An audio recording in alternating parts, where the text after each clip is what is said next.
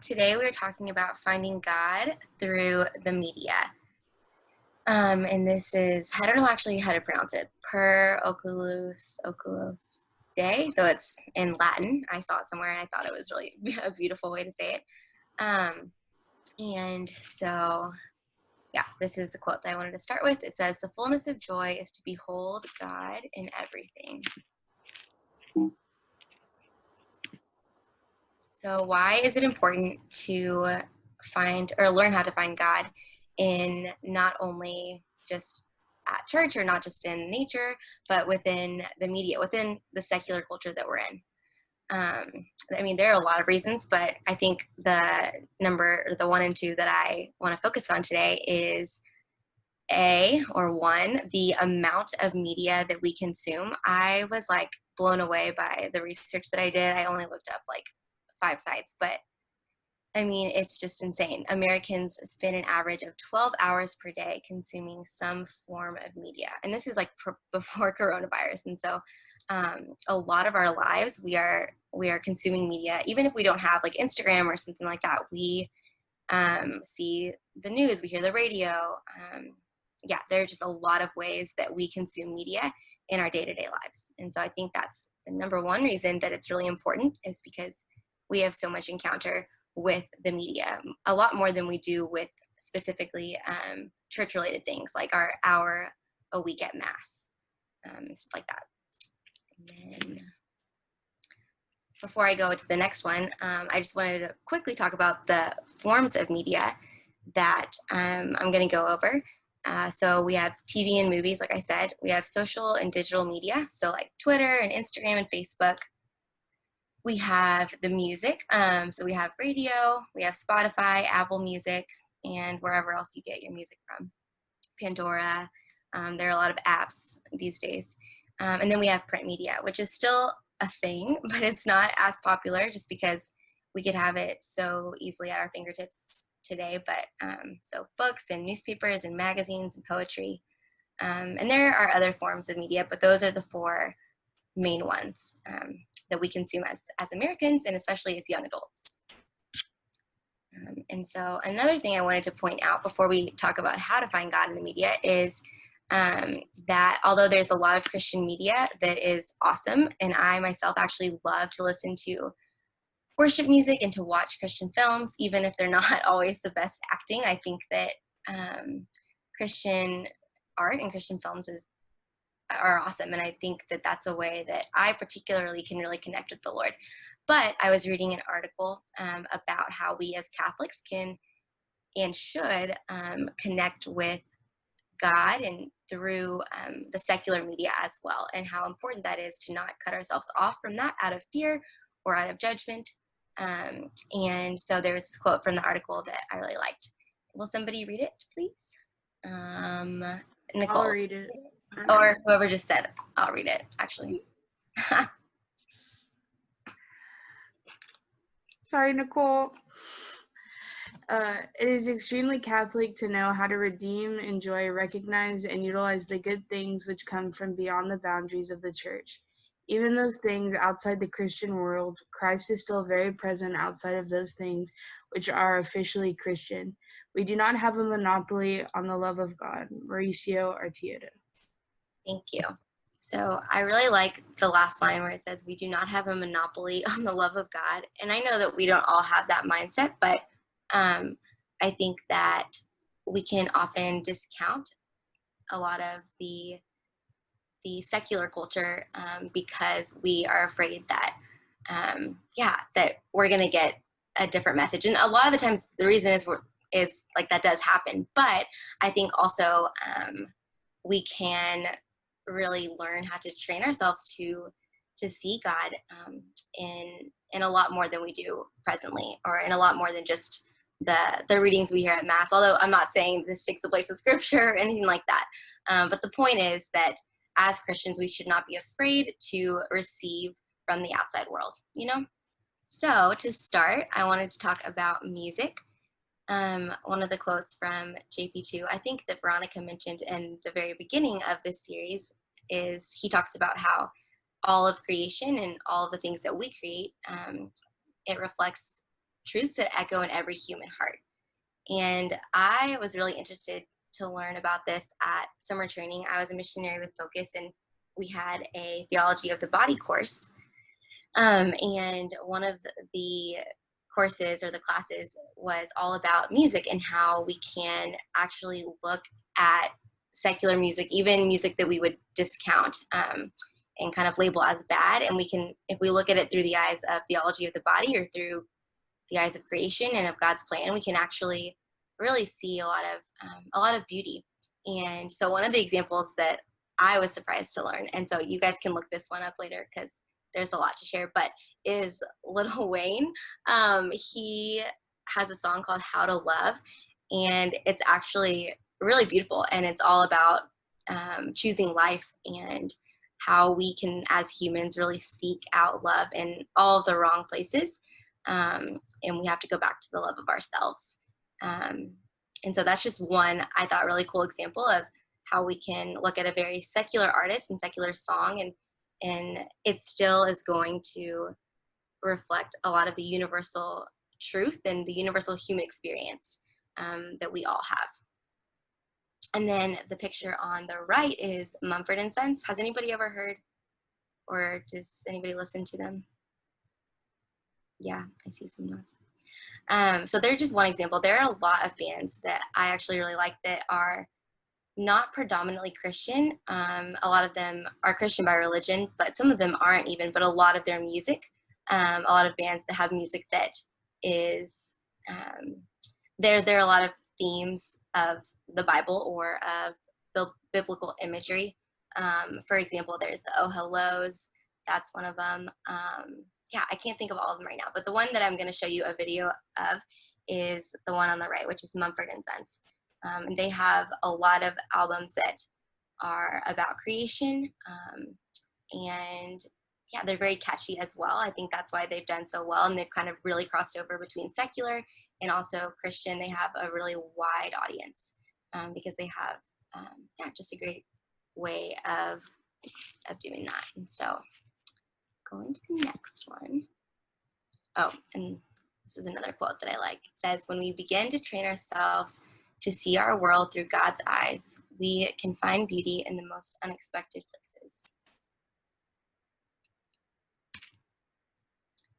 So when I was looking for a video to show you guys this Mumford and Sons song called There Will Be Time, I was looking for a lyric video, but I actually found this one, which is, it's a dance team that's based in California. And they are, I didn't know this at the time, but I've kind of done some research, and they are Christian. And something that's really cool about them is on their page, they explain the meaning behind their name, which is V3. It means victory through vision. And their aim is to create works that are excellent and beautiful and true, to reflect the heart of God the Father. And I just thought that was so cool, because that is why I was showing you guys this song, is because I think that it's a beautiful example of how we can find the elements of truth, beauty, and goodness in a lot of the media, which I'm talking about music right now. And so they have different dances and different routines where they are doing their routine to worship music or instrumental music or even like hymnals and stuff like that. But I thought this one was really cool and very relevant to what we're talking about. So I am going to play it. Hopefully it will work.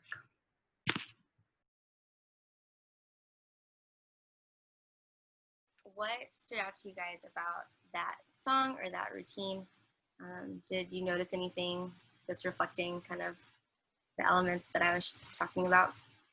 Okay, it was really hard to hear the words, so I honestly didn't hear any of the words very well, like clearly. Yeah. But I thought just like watching them move, something that I just kept thinking about was like how expressive they could be without actually saying anything.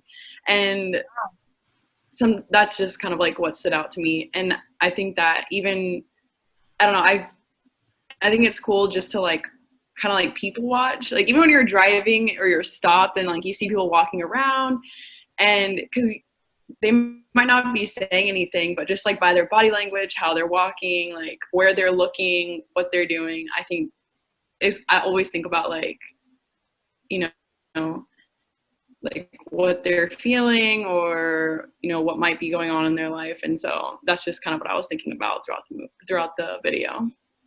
Yeah, no, that's a really good point. And sorry that you couldn't really hear the lyrics.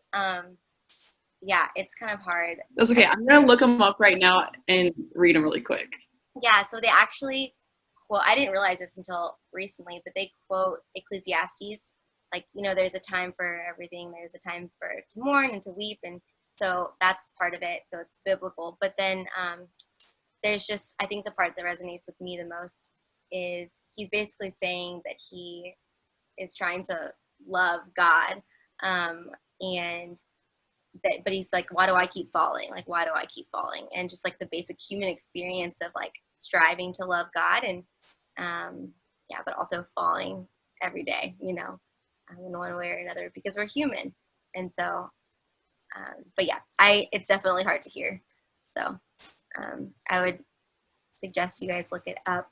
But another question that I have before we go on to the next part is, I know that, so I explained like how through music, I love worship music. That's just what I enjoy. But I know that a lot of people don't, and I have a lot of friends that connect with God through music in totally different ways, like through instrumental music or, yeah, just different things. So does anybody want to share a way that you connect with God through music and like a specific song or a specific instrument? Don't be shy. It's really cool to be able to share and to hear other people's, you know, perspectives. I guess I'll go. Or Steven, your microphone was about to go off. Were you about to say something? Because low-key, I kind of talk a lot. Okay, are you sure you can go? Both go. Go ahead. I'll go after. Okay. I was gonna say like I used to not really like adoration. Like my grandma used to drag me, and I would think it was the worst 30 minutes of my life because I would just sit there doing nothing. But I found through music, especially, like I don't know if y'all know Zach Williams, but like I gave a talk on my last Acts retreat, and so my end song was Survivor, and I feel like hearing those lyrics really connect with me, and then Fear is a Liar as well. But like my main thing probably that I feel really connected with is like and this is low-key kind of dumb, but like either memes or like on Instagram, like I follow like Christian soulmates or just like accounts where like it reminds me about like the little things that like God does, or like for instance, like one of the things today was like it's like she's talking, they're like, oh, what do you look for in a man? And then like it's like the response is like, oh, I look for God. So it's like something like that like reminds you that like I guess I'm not alone necessarily, because I feel like sometimes, I don't know if y'all feel it, but especially since we're younger, I feel like it's hard to be proud to be Catholic sometimes, because I feel like a lot of people get down on us. But yeah. For sure. Sorry, Steven. No, that's great. Thank you. Does ringing the altar bells count? I only do it 3 times. Yeah, I mean, I love the altar bells. I love that. They're beautiful. They're It's the only instrument I could ever play. I'm not musically inclined, but yeah. I really enjoy it when the opportunity comes. Yeah, no, that's awesome. I kind of know a little bit about guitar, started learning and then got busy and never really like took off with it, but my brother really did. And I got involved with music ministry at UTSA, and we were actually having a conversation about this at one of our team meetings. And like I really do think that, you know, the guitar is beautiful, and there's certain people that can just make the guitar do amazing things, and it just blows me away. But I think maybe something that a lot of people might not think about is, for me also, is the drums. I just, whenever I hear percussion, it like gives me chills. Um, and so that's something that I really, I don't know, it moves me, and it just kind of like lights a fire inside of me that other instruments don't. Like I enjoy them, and I have nothing against them. But when I hear the drums, especially like a collection, like a drum line, that for me just like, it does it. That's awesome. That's so cool. Well, you guys, thank you for sharing. We'll have more time at the end to talk more about about all this. But I'm going to go back to sharing my screen. So the next form of media that I want to talk about is, well, I'm going to kind of combine them, the movies and books, because a lot of the movies that I was going to talk about or that I was looking at were originally books that were made into plays or musicals or movies. And one that I most recently read, finally, was The Chronicles of Narnia, because I've heard so much about it. There are a lot of podcasts about it, and Christian people talk about it a lot. It's written by C.S. Lewis, he's an amazing Christian author.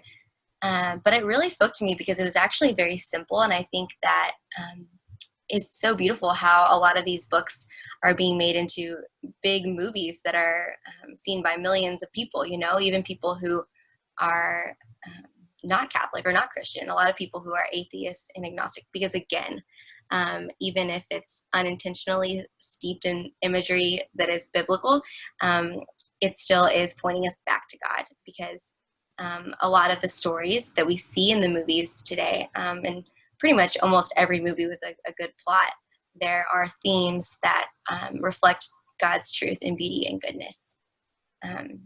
And so just to give some examples of my favorites, there is Star Wars, which I think is a really good example of reflecting the theme of good versus evil, which is obviously, it goes back to God, goes back to creation at the beginning. And then another common theme that we see in movies is love and sacrifice.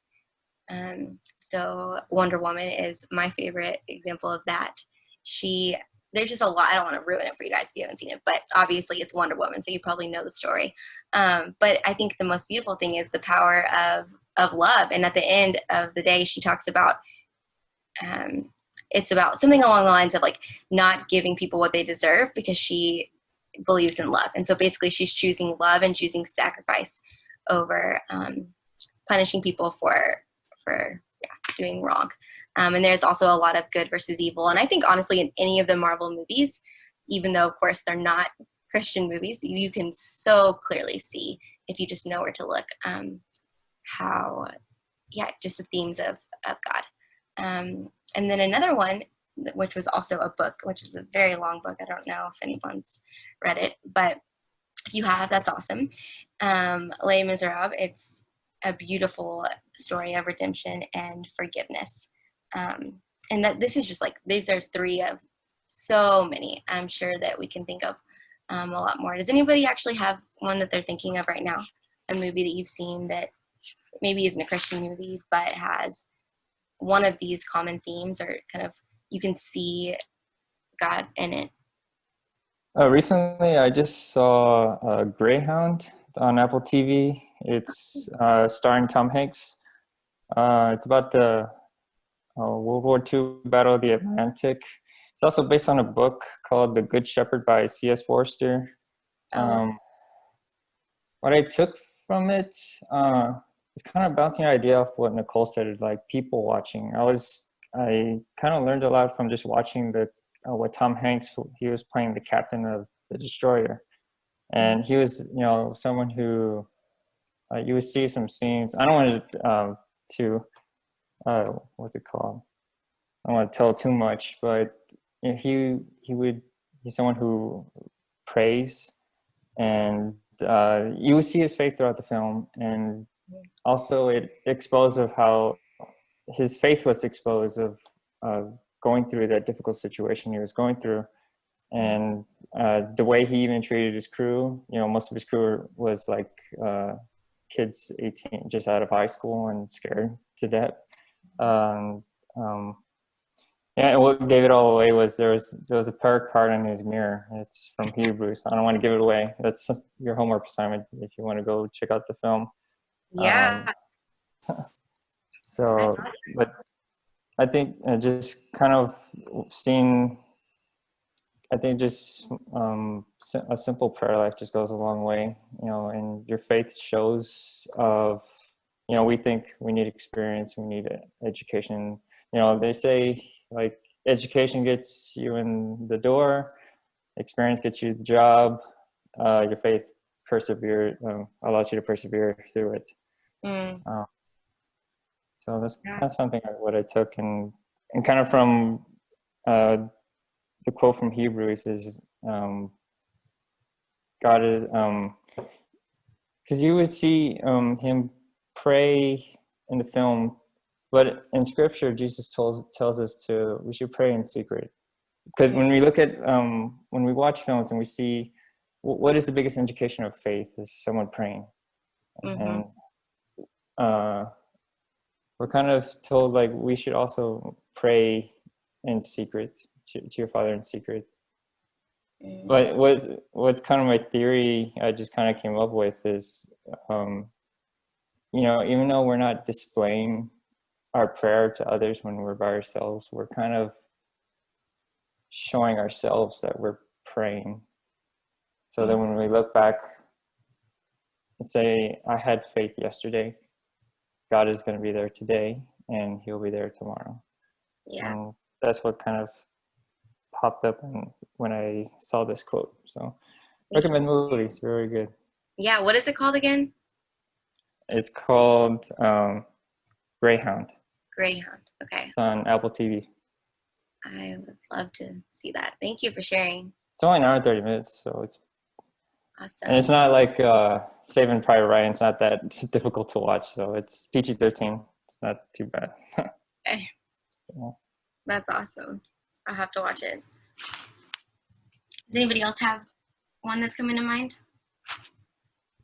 I thought of The Blind Side. Oh, yeah. I've seen that one before, but it's like Yeah. a traditional Southern family, basically, and it's based off a true story. And like they not necessarily like find this kid, but they learn out about him. And like he comes from like a really, really rough home in a really rough neighborhood, and basically they take him in and they teach him what it means to be loved, like what it means to not only like put others before yourself, but to care about yourself too. And I think it's pretty inspiring, just to do that for like a random stranger that you don't even know, but like the fact that they like became a family from it was just crazy. That is awesome. I remember seeing that movie and being moved by it a long time ago. I don't remember when it came out, but yeah, that's a great example. Yeah. And I think another cool thing is like now, like going back, for example, with Wonder Woman or movies like Marvel movies that you wouldn't maybe necessarily see God in right away, kind of after we have these conversations, going back and being able to see a lot, more clearly how God is present, and how the themes from the beginning of time that are imprinted in our hearts are coming through even when people don't mean to, just because of the basic human experience that we all have. And so the next one, I just want to give a quick example of my own life. It's kind of funny, but it's Moana. And so one time when I was in prayer, I had an image of Moana, and I had seen it before kind of in bits and pieces with my niece, but I never really had a big attachment to it. I never really loved it that much. It was just a kid's movie I saw. But I had an image in prayer of Moana, and I was kind of like, this is weird. Don't know what that means. But I kind of just honestly, I was really hard on myself, and I was like, why am I daydreaming about a weird movie in prayer? That's what I remember thinking. And then a couple months later, I was being prayed with some people at a retreat, and somebody had an image of Moana when they were praying for me, and she asked me if that meant anything to me, and I was kind of like, no. And then she tried to give me her interpretation of it, which is really beautiful. But I was discounting it because it wasn't, a Christian film, and more than that, it wasn't even an adult movie, a movie it was a kid movie. And so again, I still wasn't really listening, although it was funny how it came up a couple of times. And then last summer, when I directed a mission trip to El Salvador, we had just a lot of things go wrong, and it was kind of a crazy thing. We got evacuated early from our site because somebody got really sick. And anyways, we were having mass in this tiny living room, and we were stuck in this house, and we had to quarantine actually because we were trying not to get dysentery. Side note. But our priest starts to give a homily on this song, How Far I'll Go, from Moana. And that he starts to explain the scene that came up in both of my prayers. And it was so beautiful because it finally kind of all connected. And he was explaining it really in light of the experience that we all had in saying yes to the mission God had for us in that specific season. But afterwards, I went and I looked it up, and I actually saw a lot of Christian articles that were talking about the undertones of the Bible and of our faith that we can see in this movie. And so I am going to read this little quote from one of those articles, and then, yeah, we can just watch the short little clip. And I think if you've seen it before, you will definitely be able to see it and hear the lyrics with a fresh perspective. So the quote says, "The sea calls to Moana just as God calls to us, to do great things, and she must choose whether or not to act on that call. Like the sea protects Moana as she travels, God protects us as we make our way through the twists and turns life has to offer. Even when the storm hits as we sail the seas of life, God is with us to guide the way." So I'm just going to push play.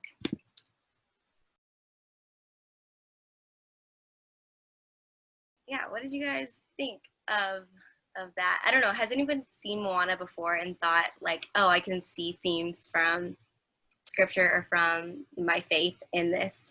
Because I guess it's not actually as weird as I thought it was originally. It's like a very common thing. Yes, Dalton, I see you're the only person nodding. So the first time that I saw, I don't remember if it was the first time or the second time, but it was, one of the first couple of times that I had seen the movie. It was actually at a retreat, and we kind of like pulled different topics like from it. But I don't know, like I feel like I've learned to kind of see things through two different like lenses, I guess. There's the one lens that, just the world is what it is and you take it for what it is. But then there's the other lens of our faith. And I think after you get to a certain point, you can't help but, wonder like, well, is there more? And so kind of in the back of my mind, whenever things are unfolding or whenever I'm watching something, I'm just kind of looking out for little hidden messages, because then I think it's cool to be able to recall something like that and use it as like a teaching point. But yeah, when I saw Moana, like it was full of different like messages, and I don't know if you're gonna go into it, so I won't go into like different things that. Well, that was actually all I was going to share about it. So if you want to, you can share. Yeah, just like some of the things like you had said, like the ocean always being there and calling the same way, God calls us and we have a vocation. The other thing was, the heart of Te Fiti. Without that, everything is very different. And I'm trying not to spoil the movie if people haven't seen it, but it's like that one missing piece.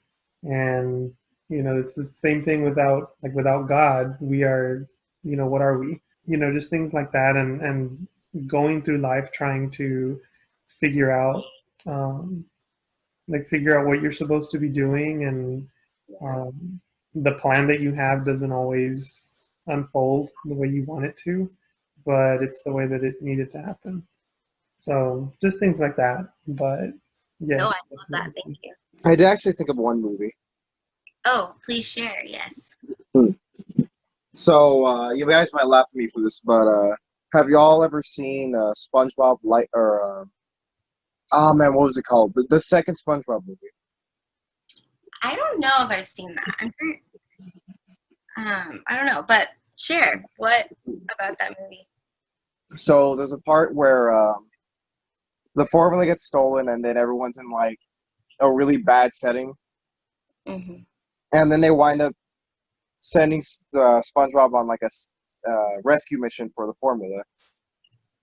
He comes back and he finds out that he got the wrong formula, so everyone starts fighting, and then it comes to a point where he kind of realizes, oh man, we're in such a bad position, and yet we're fighting like animals. And so he gives a good speech to to the Bikini Bottomites, and he's basically saying, hey, we need to stop fighting and we need to work for a common goal. You know, if you guys keep talking that we need like a sacrifice in order to try and like bring the formula back, then you know what, I will be that sacrifice. And I saw that being a very powerful message. You know? Oh, totally. That's awesome. Definitely a good movie. I would recommend. Yeah. I'm glad that you shared that one, because that's kind of the reason behind why I shared that Moana story, is because I think that we can really limit the way God can speak to us, because we can count things out that we think like wouldn't be a way that God would speak, like through SpongeBob or through Moana, like a children's movie. But actually, like, yeah, God will use anything and everything to speak to us if we allow him to, you know? Like there are times when I've listened to songs that are very secular, like a Taylor Swift song, that I'm like, if I just put Jesus in this instead of like, I don't know, whoever she's talking about, which I love Taylor Swift, it can be a very like beautiful song, because again, it goes back to the longing of our hearts as human beings to be united with God, you know? And it's cool to see also how so many people, artists and people all over the world, they are creating content and media and music and art that reflects that, even if they don't know it, you know? Okay, I'm going to share my screen one last time, and I'm going to talk about another form of media, social media. And so again, I think for me, social media is another area where I really have found God a lot. I think that it's partly generational, and it's partly just the world that we live in today. We use social media a lot. But yeah, and I think that's why I want to talk about it, because it's very important to talk about, because although there's so much good, there's also a lot of bad that can come from it, you know? And I think that it's very important to be careful. And I think the reason that social media has become such a positive influence in my life is because I try to hold myself more accountable, and having rest periods from it, and, you know, fasting from it. Sometimes when I can find myself becoming too obsessed with it, or like comparing myself. But then also I stopped following accounts that weren't going to call me higher. And so I just actually went to my phone, because I take screenshots all the time. And I just put like some of the screenshots that I've taken recently to give you an example of how if you kind of really clean out your feed, social media can actually be something, a way that God speaks to you very clearly. So these are little stickers that are moving a lot. I'm so sorry about that. It's kind of distracting. But these are just examples of different Catholic and Christian people that I follow. This one is just a quote from St. Faustina. And then this is Catholic feminist. So I guess this one's more for women, but she wrote a book, and there's just a lot of beautiful content on her page about what it means to embrace the feminine genius. And it's not the secular view of feminism. It's very different. And then this one over here is The Chosen, which we did the movie night on that last week. And this is the guy who plays Jesus in The Chosen, actually. And I just thought he was a great example of using his platform and using media to evangelize and to find God and to share the gospel, because he is Catholic, which he's only, not a lot of the people on the show, even the producer isn't Catholic, but he is, and he decided to host live prayers. He was doing it every day during quarantine. I don't know if he is anymore, but he was leading the Rosary and the Divine Mercy Chaplet. And he actually got a lot of backlash for that from people who weren't Catholic. And I thought it was a very beautiful witness, and a beautiful way, again, to use media to share the gospel. And there was one night when I was knowing I should pray the rosary, but I was also kind of like, I don't know if I should. I don't know. To be honest, I was being lazy, just to be very honest with you. And I got on social media instead. And the first thing that popped up was this guy right here. And he was like, we're going to pray the rosary for anybody who just didn't want to pray the rosary today alone. Like, we're going to pray it. And it was just I thought it was funny, and I think God did too. And it was a gift for me, and I got to pray with a lot of other people around the world. And so I think as much as, yes, we need to be careful of social media, I think it can be a very big gift, not only for us to find God in other people and their creation, but also for our own creativity. we are living in a world where you don't have to be a news anchor or a journalist to put out content and to create media.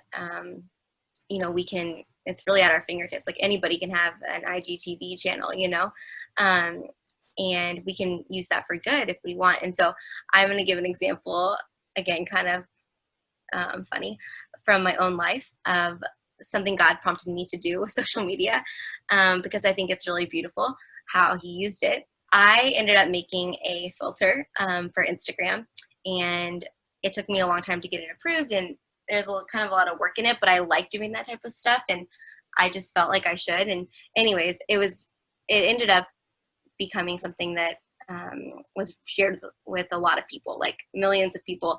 And so they let me, because I created it, they let me see the videos of different people who posted it on their stories. And all credit to God, all glory to God. It was definitely a God-inspired idea, and it's not, I don't say that to brag, but I think it's beautiful because you'll see in this video in a second, there's so many people who use this, and a lot of people who, I'll be honest, probably were kind of doing it with jokingly or kind of poking fun, but there's so many people that message me from all around the world, like different countries, saying like, I am a fallen away Catholic, but I got my confirmation saint, or like, I really struggle with this specific thing, and I got the patron saint of addiction or of alcoholics. And it was just so cool to see God move in that way, and the saints move in that way. And so I'm just going to give you a little example in these two screenshot videos. Okay, these are random people. I don't know. Word. Sit Bankers Club. Thursday and Tuesday night.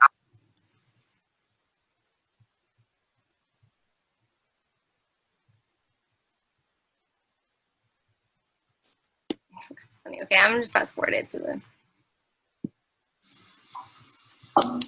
Oh, fitting. Third and final award. Just kidding, government. No one wanted to do one. Mothers, wives, and alcoholics.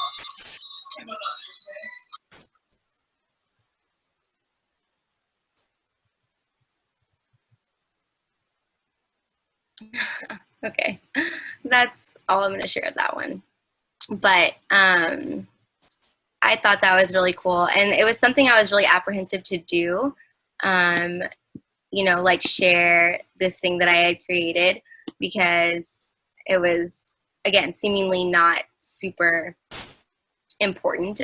But anyways, I'm really glad that I did, because at the end of the day, it's something that has reached over 2 million people. And even if one person got to encounter God or the saints' intercession through that, it was worth it.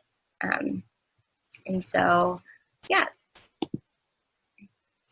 Going on to the questions, I think we've already kind of talked about a lot of these, but I'm just gonna, we can just go ahead and start. I was planning on doing small groups, but since we're already a small group, I think we'll just stay like this. So I'll start with the first one. So how has today's media impacted your spiritual life, either positively or negatively? So I spelled positively wrong, sorry. And I gave you guys a lot of examples of positive things, but I want to also, just be real and say that, like, there's a lot of negative as well in our media today, and it's really important to learn how to find God in the good, but also to protect ourselves, just like we sing lyrics out a lot of times that we don't even know what they are, but they have power, and we're agreeing with things that we shouldn't be agreeing with. And I am very convicted on that. And so I wanted to share that. So if you've had a negative experience, that's okay too. It's okay to share. I think it's good to just be aware of, So if anybody wants to share. Okay, something that I've noticed recently is, I guess it's kind of through like media that's like not very uplifting and maybe doesn't say all the greatest things in pictures that don't show all the greatest things. But yeah. I think that what I've found through that, it's not like I go out looking for it, but when I do like come across it, like even just like songs on the radio and stuff, I think that it kind of reveals like just like the extent of brokenness that people have, and like their super just deep longing for something good and constant seeking and like every single thing that there possibly is to try to find something good in. And it kind of just shows that, I don't know, that even finding or seeking that much, like there's still nothing that really satisfies or like quenches desire for love or goodness and kindness. And so when I hear things or see things like that, it kind of just, I feel like it's almost kind of an invitation to like pray for those people or just people that are experiencing those things.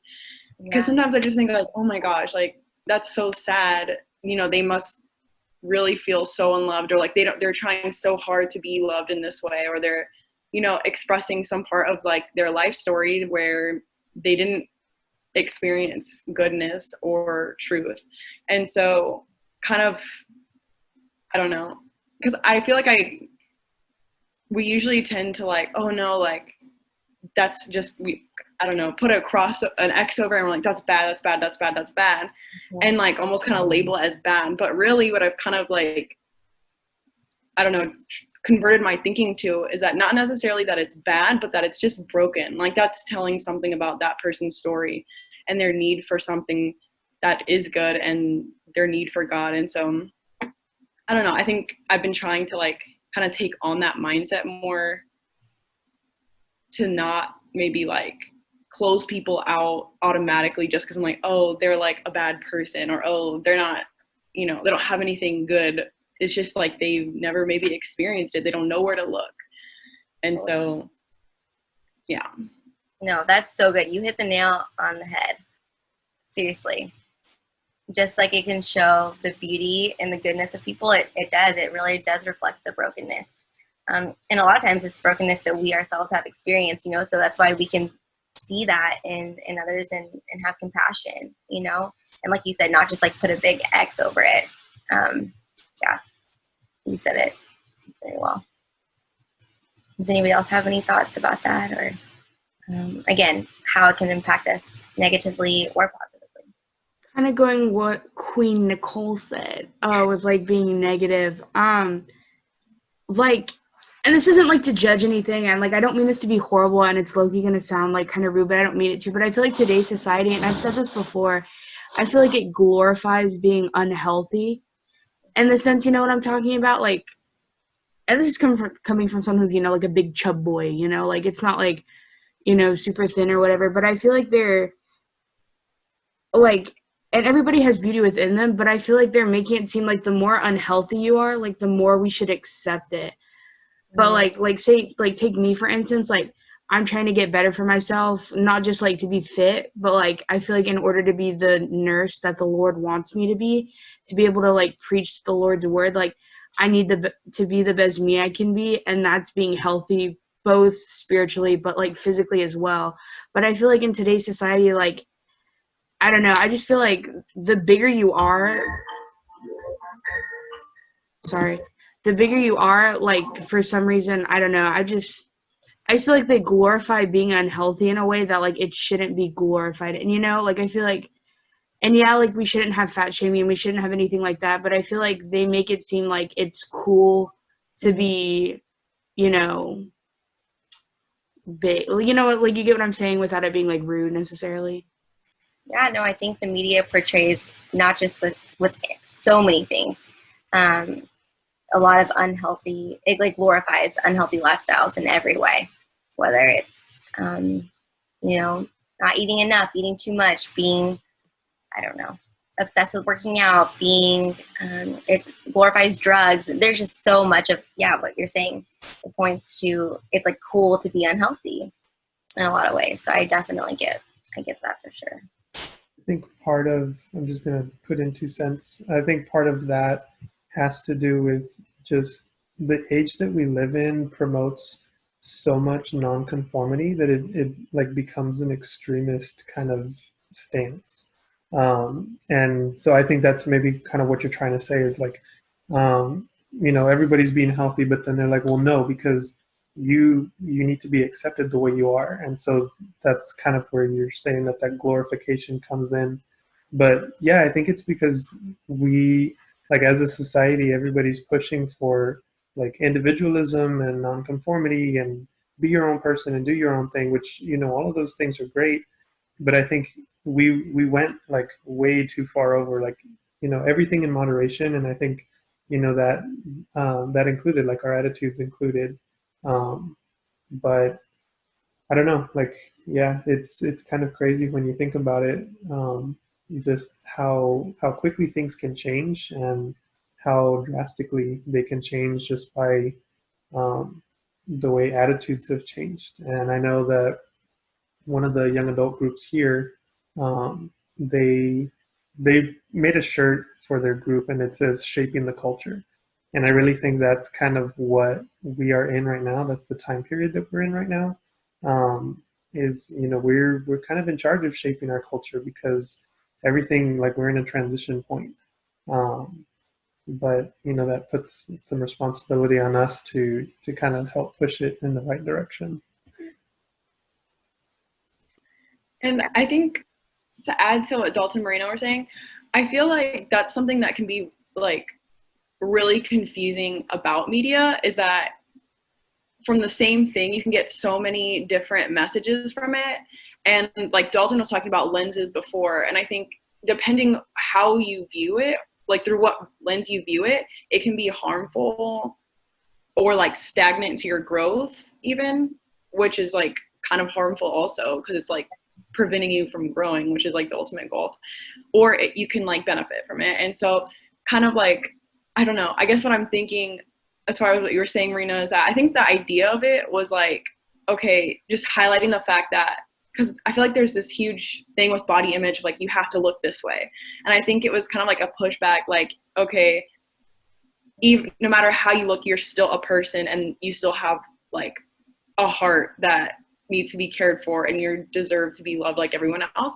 But then, yeah, on the flip side, you could look at that and view it like it's giving me an excuse not to change and do something better, And so I think that that's where media can kind of be confusing. And then I know, Deanna, you said earlier, like, you kind of have to be careful, like, what you look at, like, what you're listening to, because it kind of can affect you in ways that you don't realize it. But I think that's also where it's like having those lens, and like as you grow, like, I guess developing your lens, or like refining your lens, like how you see things, you can like grow from like, yeah, in unexpected ways, even from things where, I don't know, were confusing for you before, or where other people are, I don't know, using it not necessarily for their own growth. 100%. Yep. And it is like I think a process, and it's not something we can like force our brains to do, like be like, see God through everything, like I think that it's more natural, and part of it is just having these types of conversations, and also asking God for that, praying for a fresh perspective, and I'm sure God will answer that prayer. And I think too, like, recognizing that like we get to choose like what we like put in, like what we consume, and how like media can be good, but there are also ways that it can be bad. Like even this morning, like I found myself like unfollowing like accounts, because I just was like, okay, that's not helpful for me.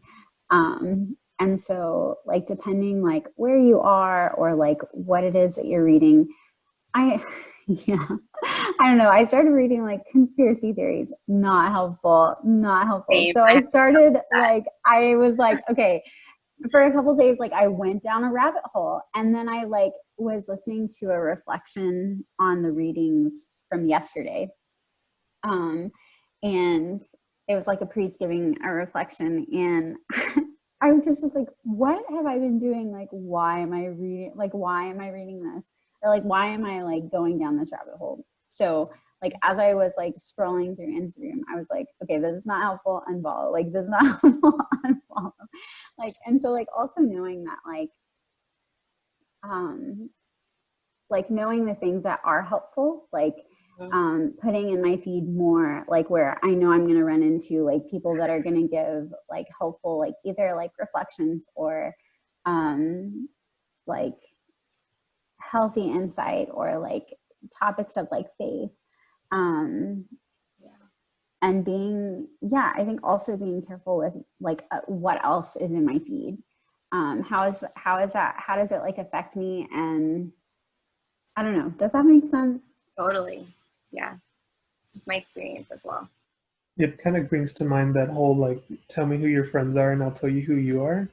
And like that the things that we see and that we consume are going to shape our attitude and our mentality towards, you know, the things that we experience. So if we're constantly like consuming negative media, negative you know, thoughts, then we experience something and automatically it's like, you know, we default to like, oh, this is a negative thing, as opposed to like what Veronica's saying is being conscious and choosing what side you're going to take. You know, you want to be on the side of, or like we were saying, the lens of faith, and like viewing it through the eyes of faith. And you know, that's going to prepare us for when something else happens, because then we will default to, you know, the view of faith. Yeah. There is another quote that I read when I was preparing for this. It was attributed to a lot of different people, but it came back to this one priest. I don't know. It was attributed to, but I'm sure a lot of people have said it, but it was very simple. It just was, we become what we behold. And yeah, I don't know. It just kind of sums up everything you just said. Like, just like it's like we become like the people that we're with, that we spend time with. We become what we behold. And I think that's especially true when it comes to media, because again, that's like the number one thing that we consume as Americans, in one way or another, all day, every day, whether we want to or not. And so, yeah, it's a very important thing to talk about and to pay attention to. Yeah. So these questions were really meant more for if we were going to do a small group. So for the sake of time, we probably won't go in detail because I've kind of asked you all these questions already, but does anybody else want to share anything at all? Like maybe a way that you like to share media, kind of like I shared the way that God worked in my life through the gifts that he's given me through media with that saint filter. Yeah, there are a lot of different ways that we can also share our gifts and share God and evangelize really through the media. So does anybody have a specific way that you want to do that, or you feel like called to do that after talking about this, or that you already are doing that? Okay, did anyone see the Steubenville conference last night, like the Night of Hope? I just found, like, somebody had sent it to me and I had no idea what was happening, but like Scott Hahn, so usually I think for me, I find like God the most in like music and like all different types of music. But I think after hearing him speak, it kind of challenged me. It was just literally one part that he said about like the movie Sixth Sense. And I think it really challenged me to like try to like change my perspective of like movies and stuff. So I'm looking forward to like trying that out. But he brought up this one part in Sixth Sense at the very end where like the kid is like, basically he makes friends. I don't know if anyone has seen it. I hope everyone's seen it because this is totally going to ruin me that bit. But okay, well, so basically this kid makes friends with this guy who is like trying to help him. They kind of become friends and he's trying to help him out throughout the movie. And then at the end of the movie, the kid confesses to his friend, this guy is Bruce Willis, and he's like, I see ghosts. And then Bruce Willis is like, what do you, like, in their graves? And he's like, no, like everywhere, walking around. And he's like, well, what do they say? He was like, well, they walk around and they have no idea that they're dead. They just see what they want to see. And so Scott Hahn used that as a way to like reflect like what Jesus would say to us in our culture. Like, I see dead people everywhere, like spiritual death everywhere. They don't know they're dead and they just see what they want to see. And so I feel like that even connects to the media in the sense of like seeing what we want to see, like choosing what you watch and what you listen to, and just like being aware, like just having that awareness and being able to recognize it in other people. And I don't know, to kind of let that lead you, like, I don't know, how you pray for people and stuff like that. So that like totally gave me chills when I heard him say that. And because I had seen Sixth Sense like a super long time ago, like, and I've seen it multiple times, and I've never thought of it in that way at all, like not a single time. And I was like, oh my goodness, I can't believe I've seen it so many times and I never made any connection like that. But yeah, so I really like that, and I'm pretty sure it's on YouTube if anyone wants to go watch it, like, but, or the conference, like what he says about it, you can find it on YouTube. But Thank you for sharing that. That's really powerful. So it's just the Steubenville, like it was the recent thing, the recent conference? like if you type in Night of Hope, Okay. Steubenville, it'll come up. And like Sister Marion Scott Hahn, and I don't remember who else spoke during it, but it was really good. Okay. Awesome. No, that's really powerful imagery. Wow. I'm really surprised by all of these like different speakers that draw from movies that you would not expect. After we started doing our movie series, we chose movies that were specifically movies like this that we can see truth, beauty, and goodness in some way. And Veronica showed us like this Bishop Barron video with all of these like reflections on movies like The Matrix and stuff like that. And then I found one from Father Mike Schmitz on Wonder Woman, and it's just really cool to see how how people are thinking this way. And I'm going to go to the last thing, which is just a prayer. But I think this has been a great conversation, and I would encourage you guys to keep thinking about this and share things. Like if you come across something in the media that's encouraging or that reflects God in a unique way, don't hesitate to share it with us or to share it with each other, because that's how we're going to change the culture, it's just by doing it one person at a time, starting with ourselves. So I'm just going to close us in this prayer, asking God to give us eyes to see. In the name of the Father, and the Son, and the Holy Spirit, amen. Lord, we ask that you would give us a fresh perspective today and help us to look at everything through your eyes, through the lens of hope and faith and redemption. Let us always remember that ultimately all things point back to you and the inherent truth, beauty, and goodness that you created. I pray this in Jesus' name, amen. In the name of the Father, and the Son, and the Holy Spirit. Awesome. Thank you guys for coming and for sticking around. We have one more next week. Veronica's going to be doing it. It's kind of a wrap up. But any other announcements before we go? We have movie night tomorrow. Father Brian is hosting. So join us for that, 6 p.m. We still have Adoration with Confession at 5 and Mass at 6. And both of those are in person and live stream. That's awesome. Thanks. Well, everybody, thank you for coming. Thank you for staying and for listening. Know of our prayers for you, and I hope to see you tomorrow night or another night this week. Bye. Bye.